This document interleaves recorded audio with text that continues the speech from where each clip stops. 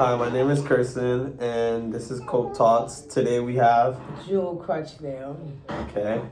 So, Jewel, first question and topic I want to talk about is post traumatic stress disorder, PTSD. Are you familiar with that? Yes, I am. Okay. I'm gonna give my version of PTSD, and you can give yours afterwards. So I would say my version of PTSD, what post-traumatic stress disorder is kind of like any time, anything that was traumatic to you kind of comes up. It can be a bodily feeling, an emotional state, or a mental state, but it just causes a deep stressful moment where a stressful moment can be a moment where you feel like you don't have control or grip over something. So it's a traumatic experience that makes you feel like you don't have a grip in your reality or in your life or your current situation. So that's my version of PTSD, and it can look like different ways for different people. So what would you say PTSD is for you? Well, PTSD for me is similar the same. Something I have no control over, something that I literally can't change. Um, I'm gonna give a powerful example. For example, I have the medical ride, and when they're 45 minutes late picking me up, and I'm stressed and worried about if I'm gonna make it to my appointment or not, I start punching myself in the head. Mm. Like literally so frustrated to the point where it makes me feel like I want to self harm. And by the time I get to the doctors, I'm so aggravated that and so furious, out of control mentally and emotionally, that it makes the doctors intimidated because I be so aggressive with my words and how I speak, and I realized that, you know. I've been through so much in my life that another powerful example is when I used to get high and I used to be out there in the streets, and I love my mother so much to the point where I used to be out there and I used to sell my body to buy my mother's love. And when I knock on my mother's door, if I didn't have money or drugs, she wouldn't open the door. It made me want to get high even more to numb the pain, and it didn't do nothing but make my life worse. Stress is a major part of my disorder. I've had 3 mild stroke from stress and anxiety.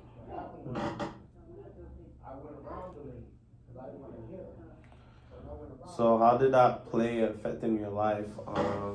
What you mentioned previously with the situation with relationship with your mother. Basically, it took me to separate myself from my mother, which was a hurtful, very, very, very hurtful feeling because that's my mom.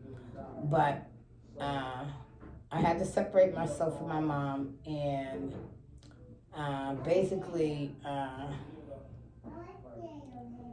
get my life together and keep the focus on what I know I needed to do for myself. I love my mother, and she's in a nursing home right now. And when I go around her, she makes me feel like I'm a bother. Well, she makes me feel like she don't want to be bothered or I'm a problem when I come around her, even though I haven't been around her so many years. But my doctor, a couple of my family members, even my pastor said the reason why when she sees me, when I go see her at the nursing home, she sucks her teeth and rolls her head in the air, like, she don't really want to see me is because of her guilt. And it's something I have to accept. But whenever somebody makes me feel like I'm a bother, I've learned to just eliminate them out of my life because I'm trying to change. I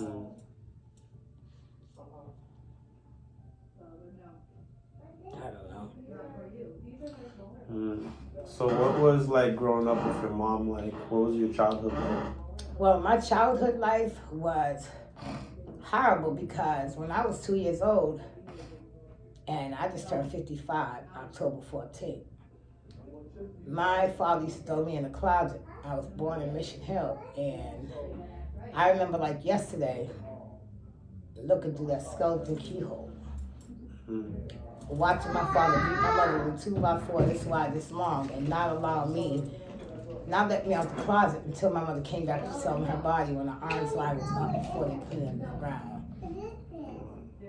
And my mother ended up running from. She got sick and tired of being beaten on, and we moved to California. She met a guy, Eric Mitt, and he was a good man to her kids, all 4 of us. She gave my sister up as she was a newborn, but she ended up getting her back. But Eric got a house in Compton, California. We had a garage, we had a pool table, front yard, backyard. He had a Trans Van, and I done been through him. I done been to every state in the United States. Wow. And once we moved back to Boston, I don't know what went on with my mother and him, but my mother ended up leaving him, and we ended up moving back to Boston. That's when I ended up in a foster home, and I started smoking crack and selling my body to buy my mother's love. I stayed in the foster home for a couple of years. I graduated to 8th What age grade. was you when you went to the foster home? 13. You was 13? 13. And actually I was 10 or 11. I know when I was 13, I ended up leaving the foster home and I went looking for my mom, and that's when I started getting high, smoking crack, and my mom realized that I was getting high. That's when I realized she was getting high, and we started doing it together for many years. And it was a life that I couldn't control, but stressed me out even more because it was a life that I literally did not expect or even want for myself. I was so stressed out in them streets because I had nowhere to go, no family to turn to, nobody even really cared, nobody to talk to. Didn't know nothing about a program. When I stopped, I didn't even go to a program. I gave it to God. I still have anxiety and stress because I feel alone. I feel like I don't have nobody that really cares. My birthday just passed, and 3 days before my birthday, October 14th, I felt like using. And when I say I was so stressed out and depressed because I wanted so bad to see somebody or hear from somebody in my family, and I knew it wasn't going to happen. I knew ahead of time it wasn't going to happen. And just by me knowing this made me want to give up on myself, and I thank God I didn't. That little bird in my head was talking just as loud as I am right now. One hit's not gonna hurt. You're gonna be okay. You're not gonna fall short. And it's the first time in 55 years that I had the urge that I literally fought, because I remember how I used to be in them streets, uncontrollable, nowhere to go, sleeping at bus stops, in and out of cars. By the grace of God, I never caught a disease.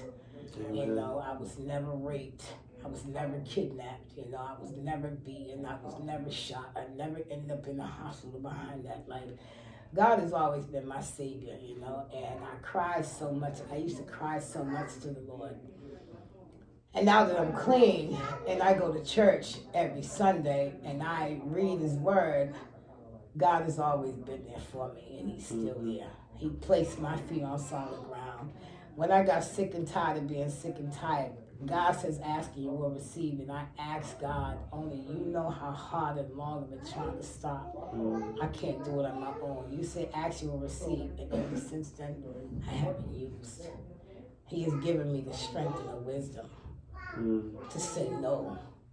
And I remember back when, and this is what makes me scared to even think about using. I remember how I used to be out there with nowhere to go and nobody to turn to. That's very stressful, literally. And it hurts entirely too bad to the point where I was suicidal. And I know for a fact that if I ever go back out there, they're going to find me somewhere, because I'd rather be dead. Mm. But by the grace of God, I'm strong. You are strong. I thank Him every day. I'm so grateful. But as far as me dealing with my anxiety and my stress and my mental health, I've been looking for a psychiatrist, you know, and they gave me a psychiatrist in Harvard Community. And I tell them all the time, they can't give me nothing that makes me drowsy, because when they give me medication, it makes me drowsy. It makes me aggressive. You know, it makes me angry with the world. It makes me feel like the world's against me. And old memories and old ways of thinking come that I have to fight in order for me to stand firm. It's like the doctors don't care, you know. And I'm not a guinea pig. You can't just put me on any medication. Yeah. You know. I know how that feels. Yeah, you can't just put me on any medication. Well, if this don't work, let's try this. If that don't work, let's try this.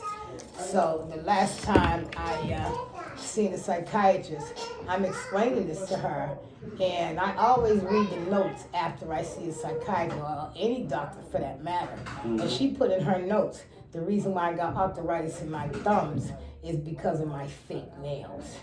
My thumbs, my arthritis, my nails don't have nothing to do with my mental health. So I chose not to see her no more, which means I don't have a psychiatrist.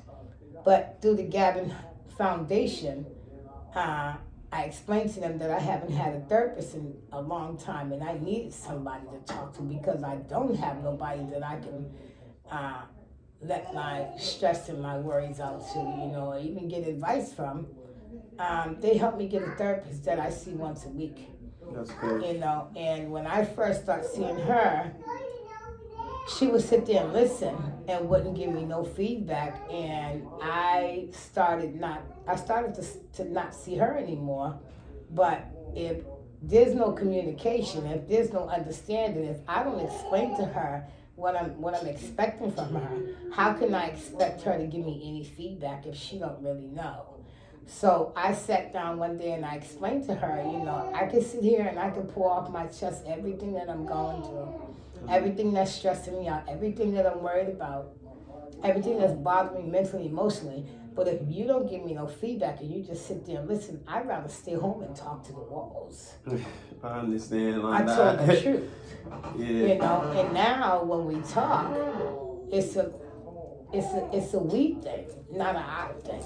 I feel you. You know, and it makes me feel a lot better, because I feel I'm sitting down talking to somebody that understands, that wants to listen, to give me the feedback that I know I need in order for me to sort this out mentally.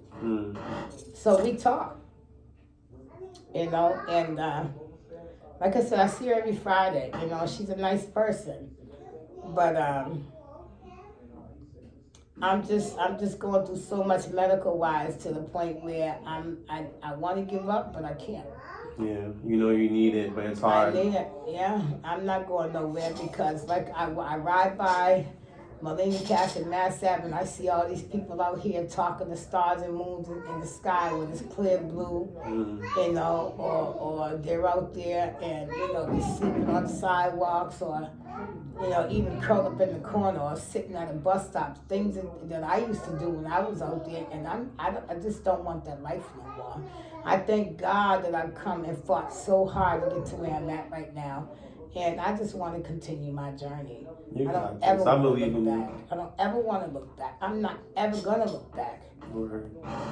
Because I remember when. And as long as I don't forget that, that's where my strength comes from. Amen. Did you grow up with any, like, siblings? Well, I'm not, out of all my grandma only had my mother, and my mother had 2 boys and 2 girls. My sister, Kim Crutchfield, my mother got pregnant by a white man in the streets, and she gave my sister up as a newborn.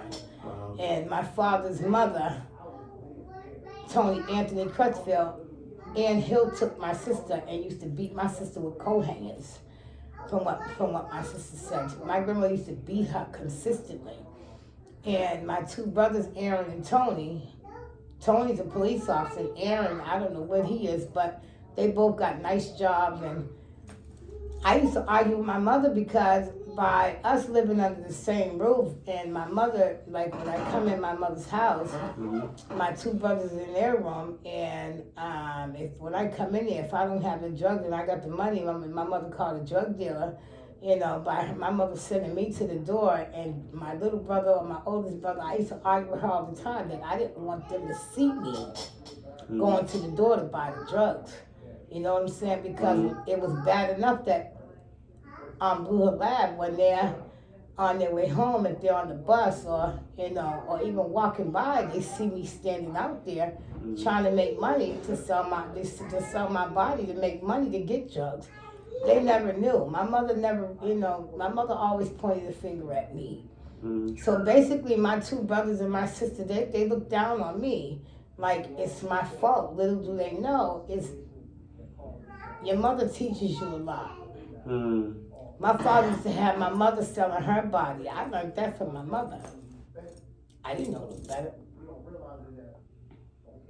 At what age did you see your mom doing that? I was 2, 3, 4 years old. I remember like yesterday because my father used to abuse my mother. And that's how come to this day, my mental state, you're a man, I'm a woman. For a long time, I used to walk around with a knife wrapped up in a rag underneath my breast or even in my pants because I'm scared. I'm not scared because I'm not going to let no man beat me like my father used to beat my mother. Trauma, you want to talk about trauma? And when the police come, my arms are crossed because I'm not going to let no man dictate my life. You're who you are and I'm who I am. You can't make me do nothing I don't want to do. And if there's a problem, it's best for you to go your way and I'll go mine. I was in one bad relationship and I was in that foster home. Anthony Thames used to beat the crap out of me, and I thought that's what love was because that's how I learned from my mother and father as a child. Yeah. That's not love. I ended up having to leave him alone. And I only had 3 relationships in my lifetime. And the second one, Michael Galloway, God rest his soul, he was the best one. He used to carry bags, open doors and everything. He used to go to work and come home. And then I was with Oscar Moore, and he used to get high, I used to get high, but when I first met him, I used to see him when I was in a foster home, and after years went by, I seen him, and I ran into him, and I'm like, oh, I used to like you when I was in a foster home. And I questioned him about Cathedral, and he said, yeah, he used to hang out there, and he never knew me because I used to sit in the window like a jack-o'-lantern, hoping and praying that he walked by. And when he walked by, I used to just stare at him. And not say nothing, yeah. But as time went by, we ended up staying together for 9 years, but I had to leave him alone too because he used to take my kindness for weakness. I would go food shopping and carry the bags from the cab all the way up the stairs to the threshold, and that's when he used to pick them up. Only thing he would do in the house is take out the trash, and that's why a lot of my medical conditions is from taking care of him for 9 years, washing clothes, carrying laundry bags, sweeping, mopping floors, and him not helping me do nothing. I just got sick and tired of being sick and tired. He put his hand on me one time. I ran in the kitchen. I automatically got flashbacks of my father hitting my mother, how my father used to beat my mother. When they got the biggest butcher knife off the block, and I stabbed him in the same arm he put his hands on me with. He went to jail, I went to jail. He dropped charges, I dropped charges. And I got back with him, but after that, it's done, yeah. Listen, it wasn't the same, so of course I had to let him go. And now I'm by myself because I realize I do better by myself. I don't do bad by myself. I do better by myself because I don't have the stress and the worry. Did you feel like you was with him or with other people because you didn't want to be alone? Because I don't want to be alone, and that's like now. I think I woke up this morning, and it's a coincidence that we're talking about this because I woke up this morning thanking God for filling this void.